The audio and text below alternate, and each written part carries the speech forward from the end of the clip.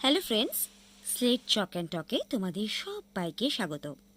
আজকে অনন্যা দাশের একটা মজার কবিতা তোমাদের কাছে পাঠ করে শোনাচ্ছি। কবিতাটির নাম মনের জোর।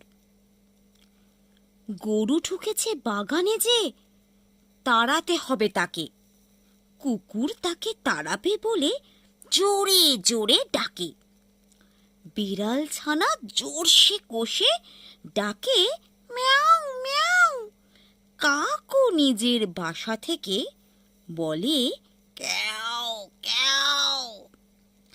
গরু কিন্তু পায় না ভয়, হেসে হেসে বলে এসেছি আমি খেতে ঘাস, ভয় পেলে কি চলে?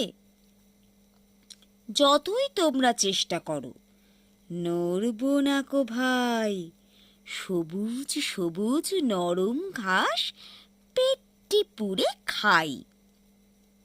হঠাৎ একটা শব্দ হলো, ওই আসে যে কে, ছোট্ট ছোট্ট ডানা ঘষে গান গেয়ে গেয়ে।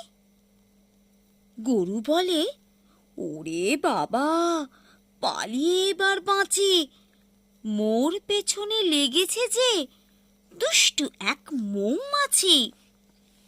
বড় রাজা পারল না, দিল মৌমাছি তা করে। গরু বাবাজি ঘাস ছেড়ে চুপি চুপি পড়ল সরে।